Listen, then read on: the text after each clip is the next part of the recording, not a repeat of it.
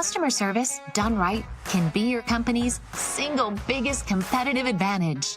Welcome to the Customer Service Revolution. Join customer service authority and best-selling author John DeJulius as he interviews leaders who are revolutionizing their industries. This is more than a podcast, though. It's a movement. The Customer Service Revolution is a radical overthrow of conventional business mentality designed to transform what customers and employees experience. If you are a revolutionary customer service leader who's ready to stop competing on price and obsessed with building a brand that people cannot live without, this podcast is for you.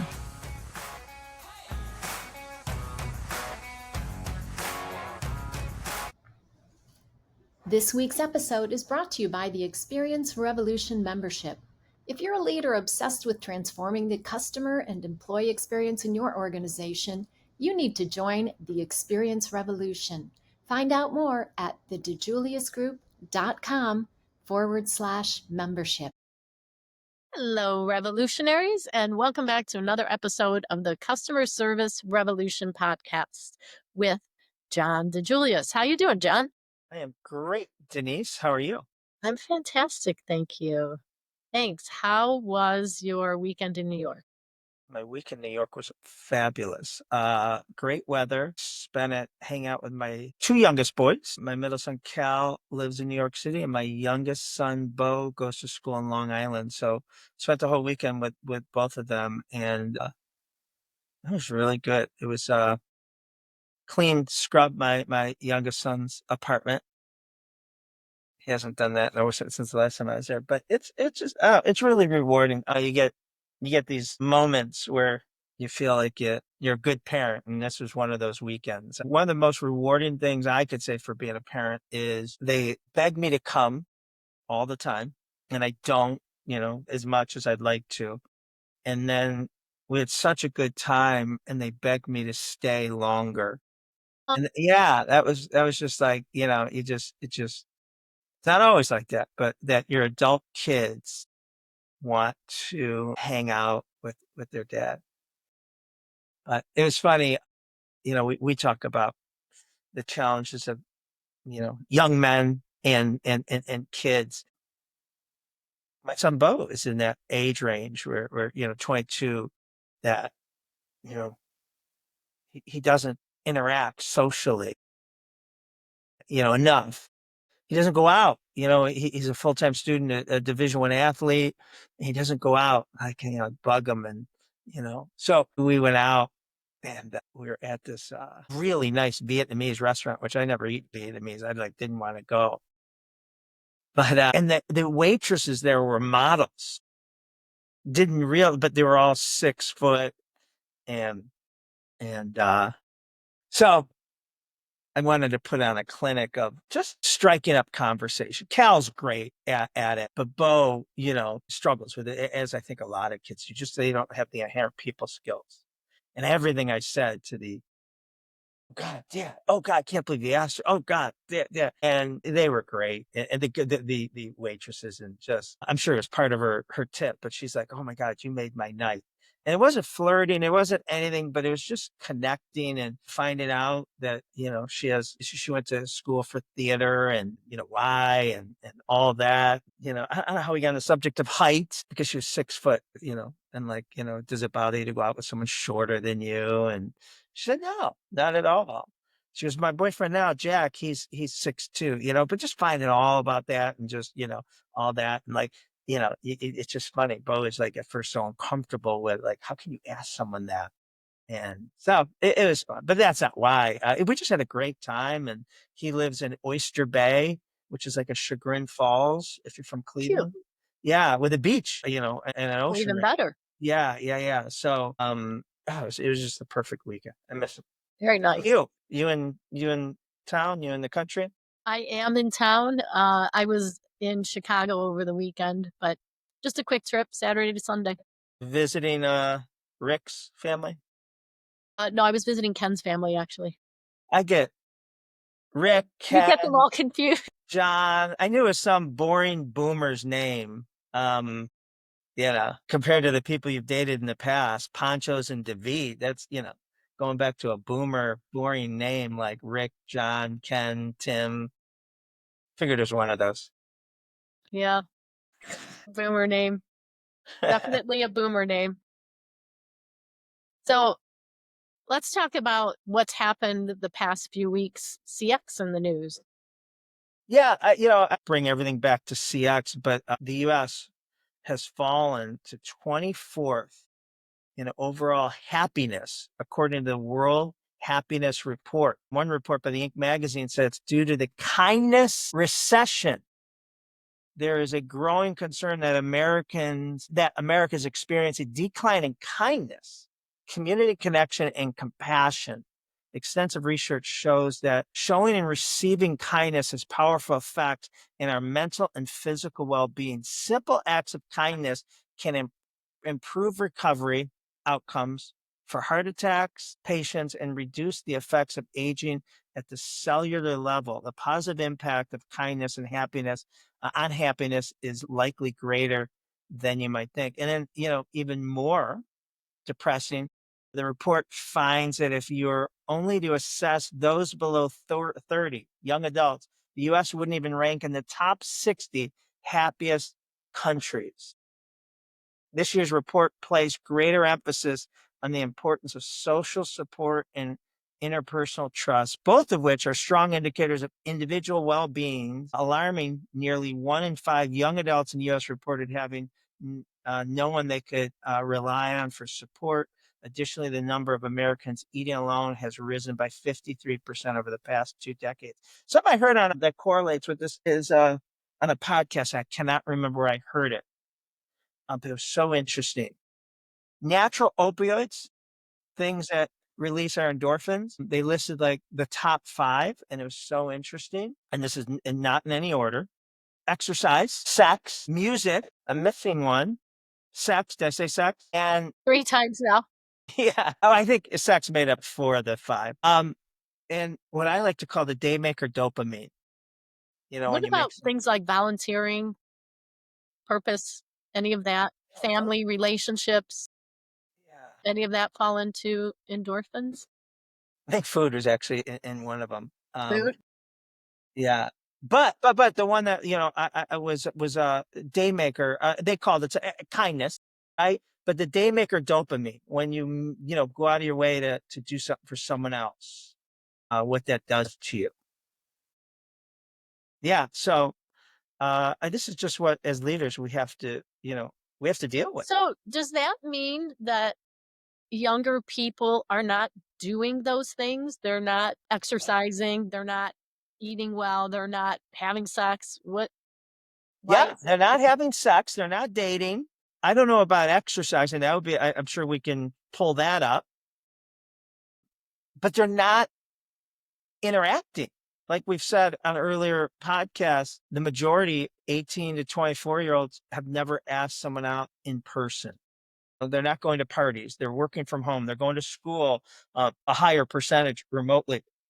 So they're not learning those people skills. And that was my whole point of putting on what I thought was a clinic with just communicating that just learning about someone and stuff. So listen, it's not being taught in school. It's not being taught at home, and businesses are going to have to bridge that gap with their training. well, does that become a podcast or a live stream? Yeah. Yeah, absolutely. All right, we'll get that scheduled. All right. What are we discussing today? Well, today, as you know, John, and as many of our listeners probably know, the consulting industry is under fire, from books like The Big Con to articles that have been coming out exposing transactional relationships and surface level results.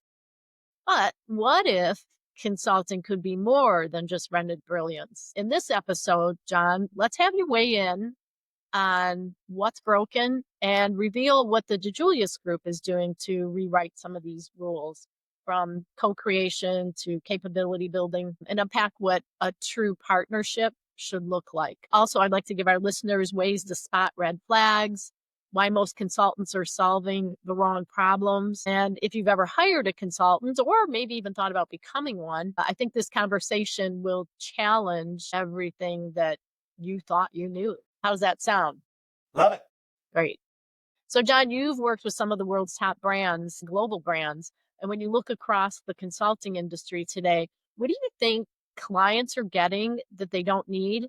And what are they not getting that they desperately do? So my first experience is more as starting three businesses and hiring consultants, accountants, lawyers, all those categories. And what I heard for the longest time at first didn't make a lot of sense to me is never ask an accountant, lawyer, business advice. I'm like, that doesn't make sense. But then as I got into it, if you think about and the business advice, I believe what people mean is outside of their area of niche. Like if you're dealing with a lawyer who's negotiating a contract, and all that, yes, they're there to protect you and cover your liability and make sure you don't have exposure.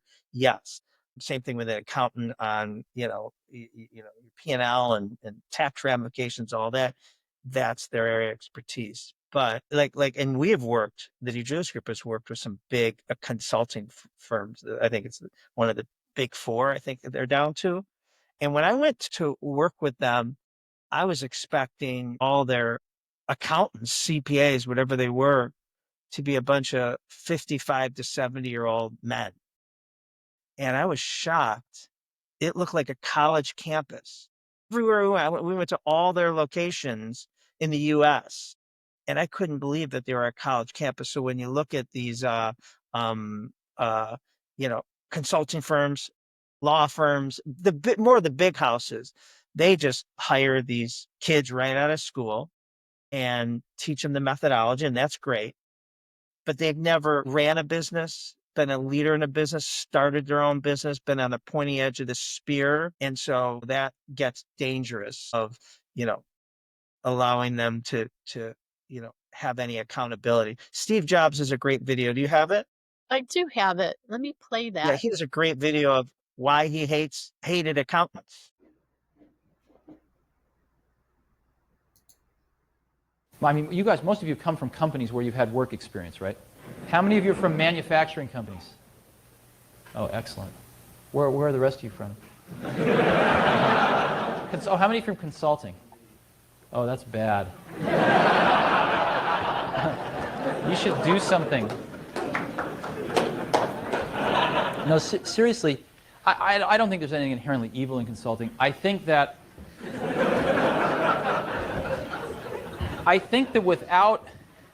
without owning something over an extended period of time, like a few years, where one has a chance to take responsibility for one's recommendations, where one has to see one's recommendations through all action stages and accumulate scar tissue for the mistakes and pick oneself up off the ground and dust oneself off, one learns a fraction of what one can. You're coming in and making recommendations and not owning the results, not owning the implementation, I think is a fraction of the value and a fraction of the opportunity to learn and get better. And so what you do get a broad cut at companies, but it's very thin. It's like a picture of I'm a vegetarian, so I won't use steak, but it's like a picture of a banana. You might get a very accurate picture, but it's only two-dimensional.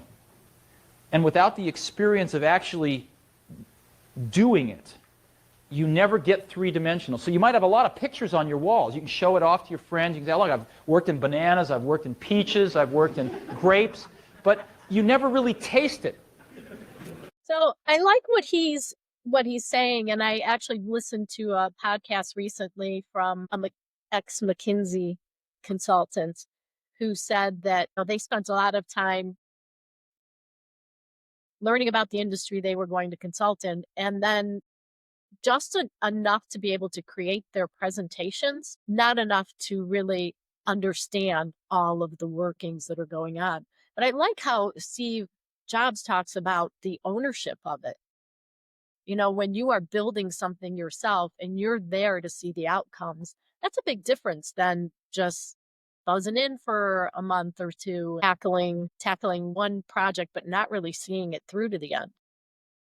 And if you have, if you've never started a company on your own or led a company with employees and have that loss of sleep and all the things that go with it, the first thing when I got into consulting, and I think most, is go work with a client you think you're smarter than you are, and that they're not as smart, and you get surprised on both ends, right? They know their business. Like you're not, just dropping, epiphanies on them that they haven't thought of. It's just the resources and the methodology that they haven't thought of.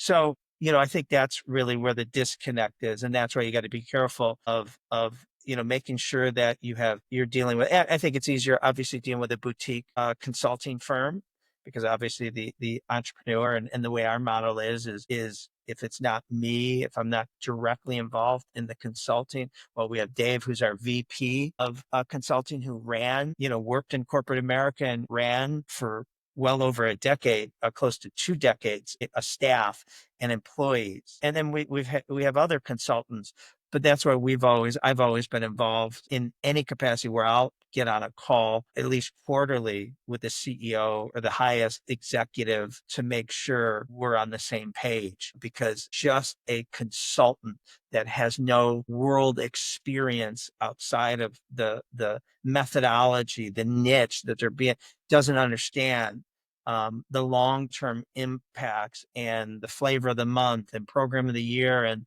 that they're going to be on to something next month, and there's going to be a new generation of employees hired and gone, and all these competing priorities.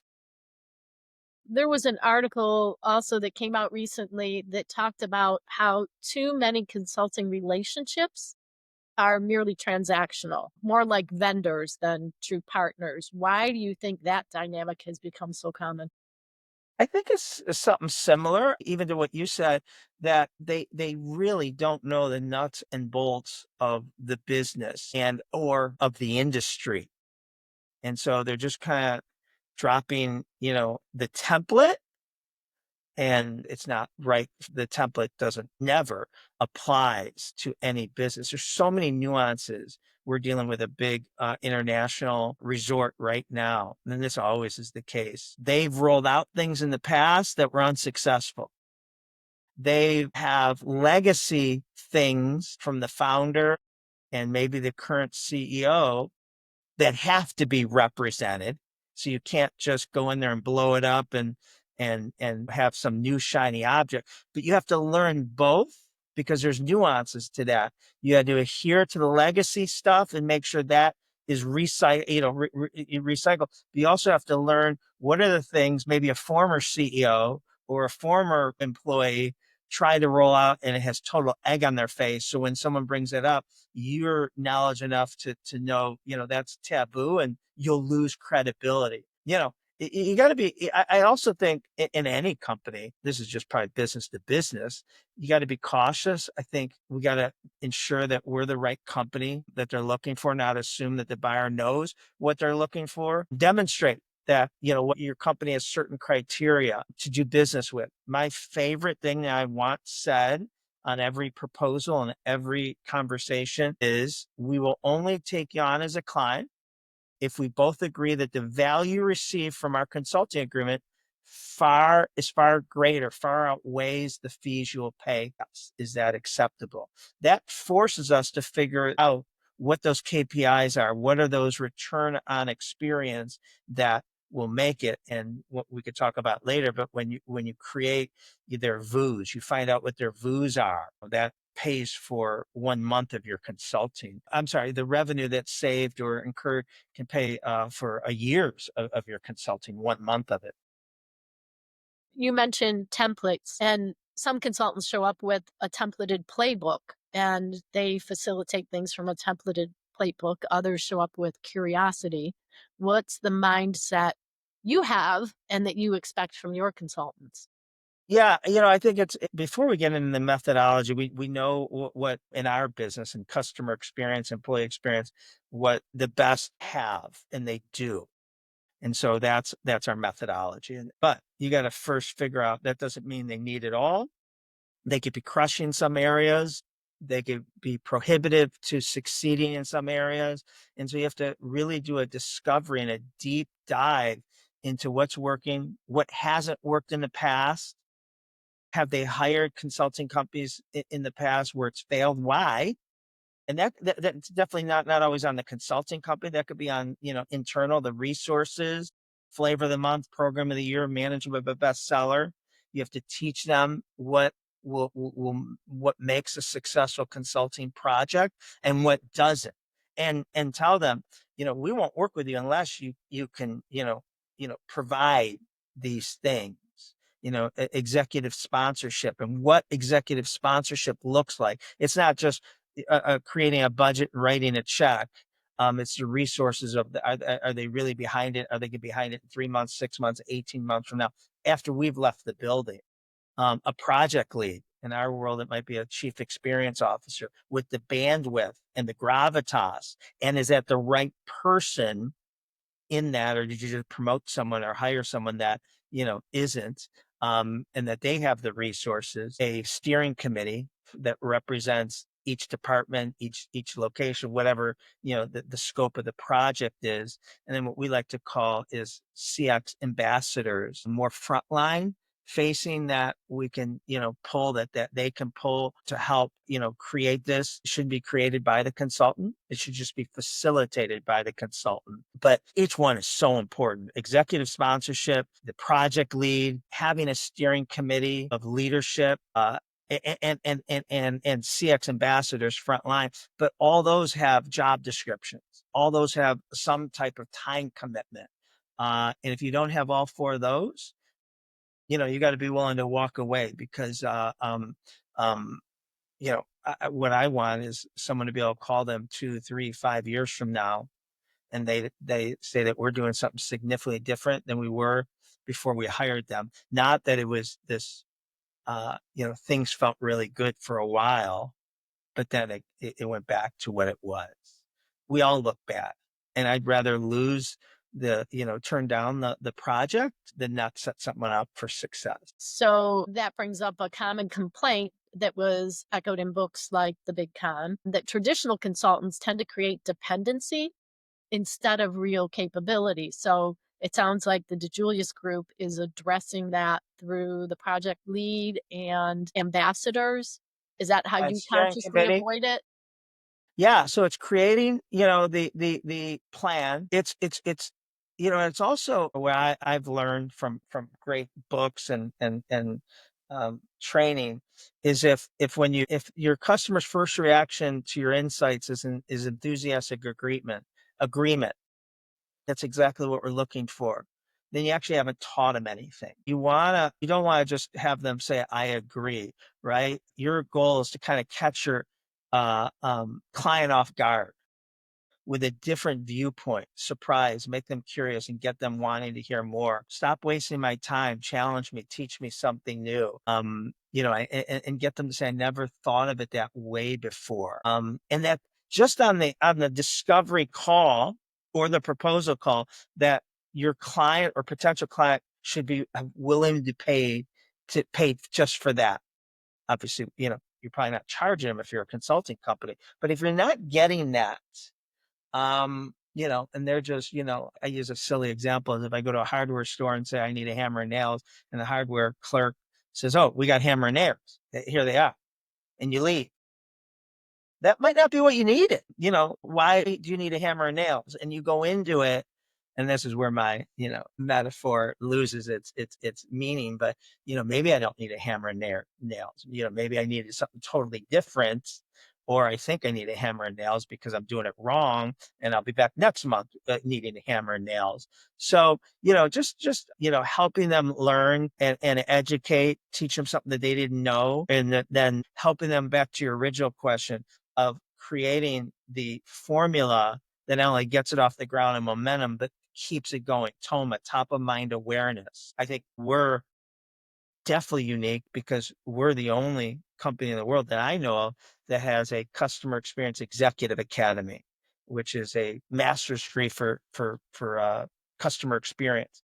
The principles for any business, technology, accounting, finance, sales, marketing, operations and customer experience, HR, all those have degrees in college and all that, but customer, it's not taught anywhere. So we provide that, and all our consulting clients send someone through that academy, which is a 12-month course, part-time, where they come to Cleveland every quarter for 3 days for a year. And we've had clients, our consulting clients send one or two, and we've had, them send dozens. One client, New Day USA, have sent over 30, maybe 40 over the course of 12 years. But that's them creating their own, where they don't need us after that, and these people have that expertise that they can champion it. So how does that work out for a business model? You're teaching the clients not to need the DeJulius Group. That's okay. Sometimes they bring us back for refreshers. Sometimes they're buying more businesses. Sometimes they're selling. And we've had, as you know, so many CEOs that have sold, moved on, and land somewhere else, and they bring us in. So, I don't think it's about keeping them dependent on us, but there's always more. I mean, they bring us back for the employee experience and the recruiting and onboarding. So there's always more if you're doing a really, really good job. And there's refresher. Things change, things get updated. Like we talked about earlier in this podcast, a new challenge that is so much more significant than ever before is that the younger generation doesn't have the inherent people skills. So we have to help them with that relationship building, curiosity, communication skills, telephobia, all these things that it's just presented by the new generation. So that always gives you a shelf life of what people need. Plus, the two biggest leadership skill sets that no leader in any business ever needed up until the pandemic was leading from a distance and being concerned with employee well-being, employee wellness. Those were two things that for thousands of years, no business leader ever, it was never taught in any class or school or seminar.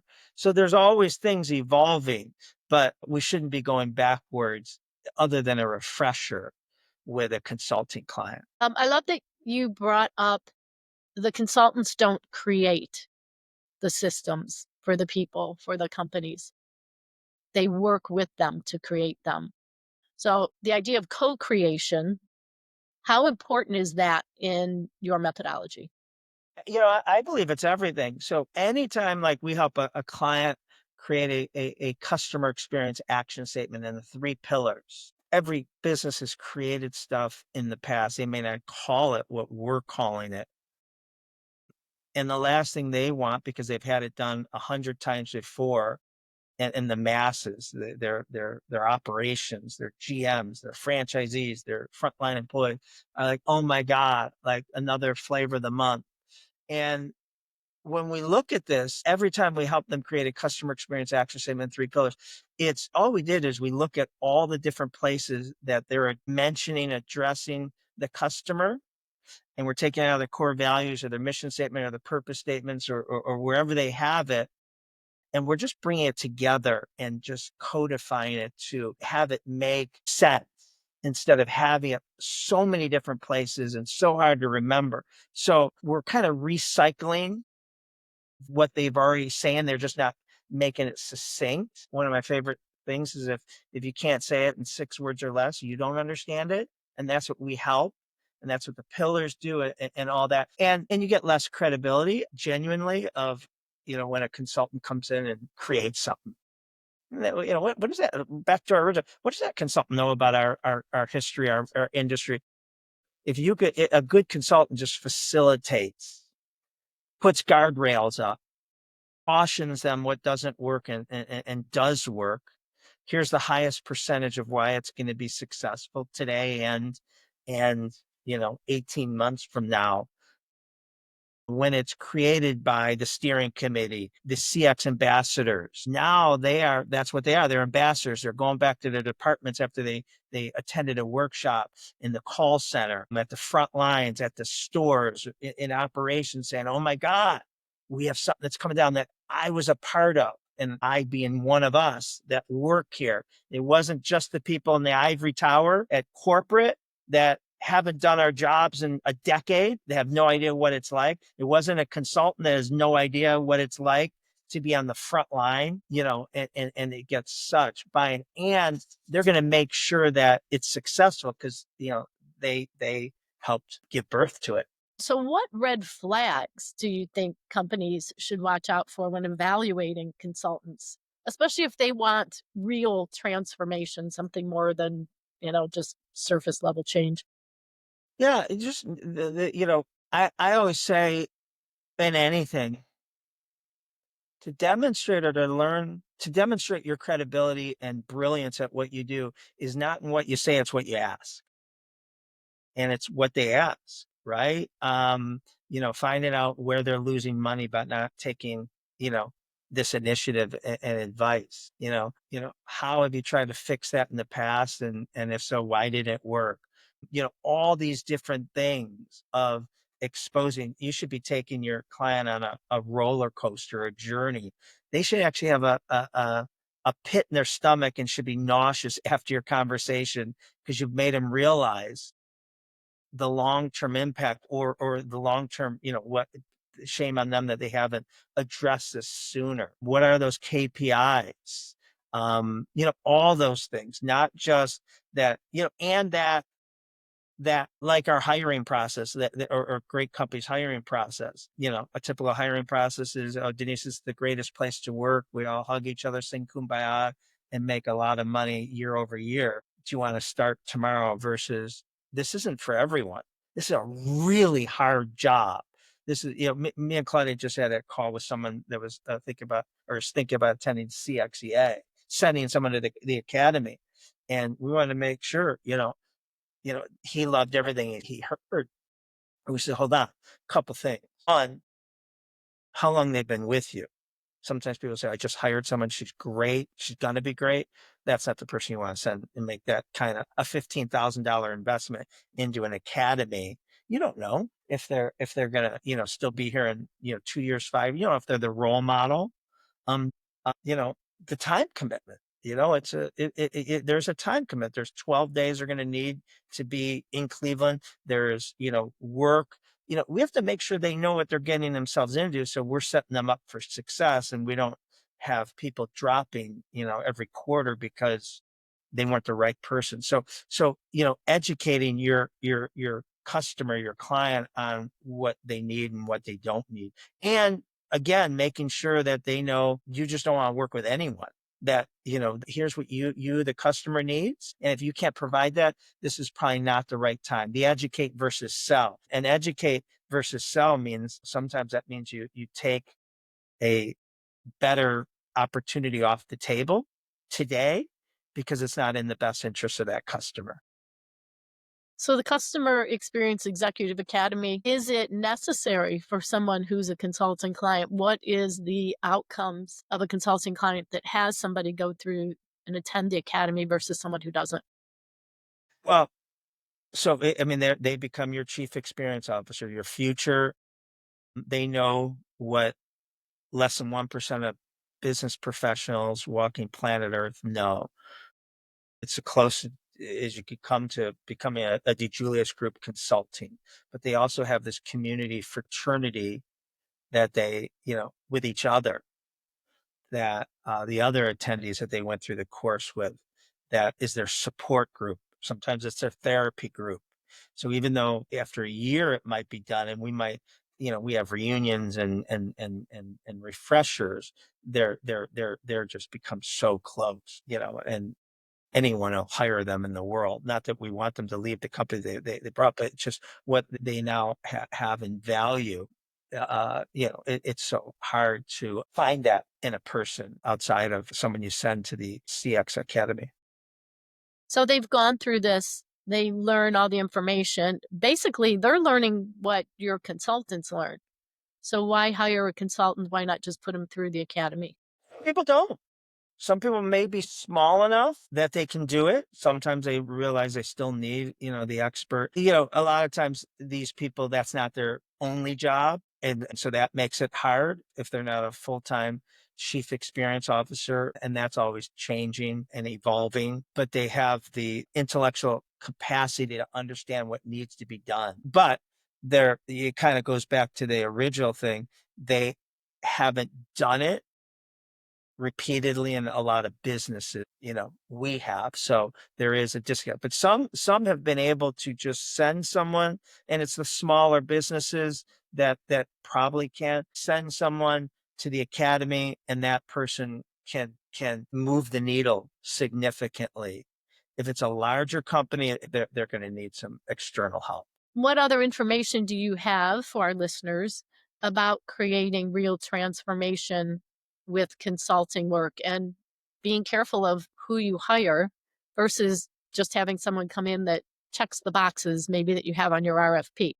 So let's go back to that original thing we have on our proposal. And when we're going to talk to someone, that we say that we will only take you on as a client if we can both agree that the value you will receive from our consulting project agreement far outweighs what we're going to charge you. So we always go back to find out, we have to find out what your KPIs that you are measuring, that what you can measure. We want to create a return on experience dashboard, 3 to 4 KPIs, key performance indicators, that are directly specific to the customer experience. Can you give an example? Yeah. So sales is not directly specific. Sales is a lagging indicator. And there's so many other things that sales can be a result of.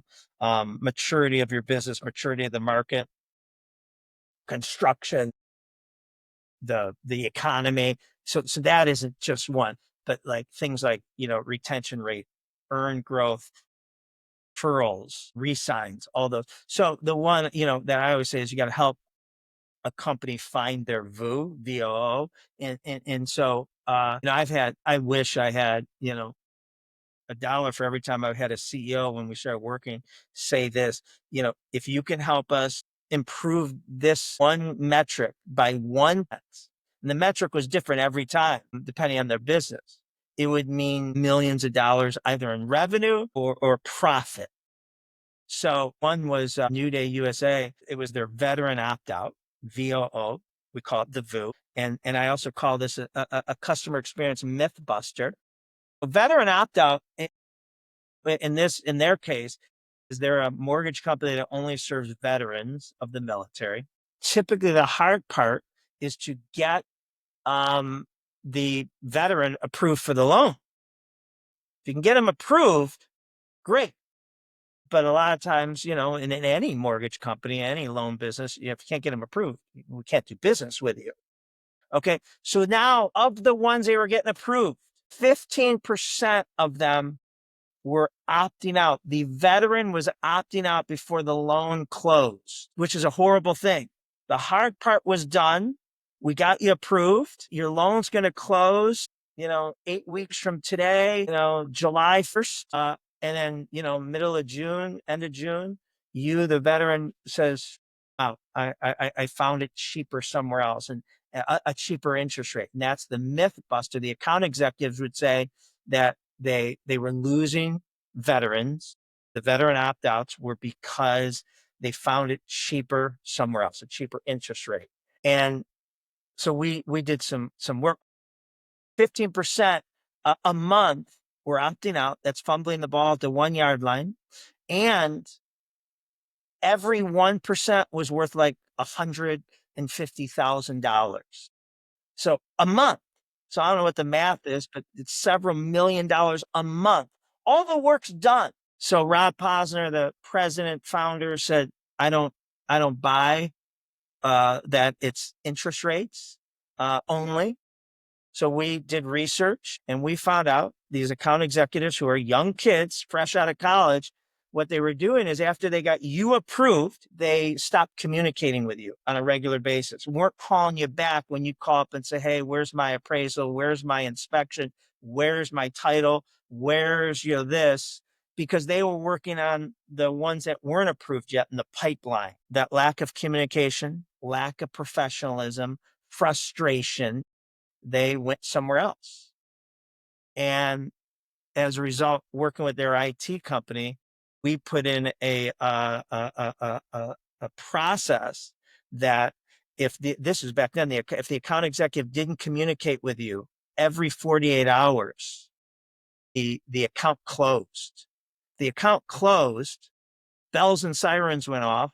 Rob Posner, the CEO, Franco Greco, the chief revenue officer, Eugene, the COO, everyone got notified that my veteran Denise Thompson account closed. I didn't want that to happen because everyone was coming up to me. That wasn't a good thing to be on that report. As a result, in like 4 or 5 months, their monthly VUs, veteran opt-outs, went from 15% to 8%. Still drives me crazy, the 7%, but that 7 or the 8%, but that 7% decrease in VUs times $1.5 million, I'm sorry, $150,000 was, several millions of dollars that they saved a month. So Rob, you can understand that, Rob Posner, New Day, has worked with the DeJulius Group for over 12 years because in 1 month, we helped them save what several years of our consulting costs. But the point is, you got to find out the company's VU and the reason behind it. The VU is a result. It wasn't the cause. The cause was that they stopped communicating with their veterans, causing their veterans to be uncertain and anxiety and move on. And they were using it as an excuse. So you got to help a company find their VU and make it financially. The companies that don't invest in customer experience don't see the financial impact. And that could be the consulting company's problem, that they didn't help them find the financial impact. It's a good example of a leader really caring about what the customer's experience is, what the veteran's experience is. What is a leader's role in a consulting project? So that goes to the first thing, the executive sponsorship. We said there's 4 internal at the client, there's 4 key people, teams. Executive sponsorship, project lead, steering committee, and CX ambassadors.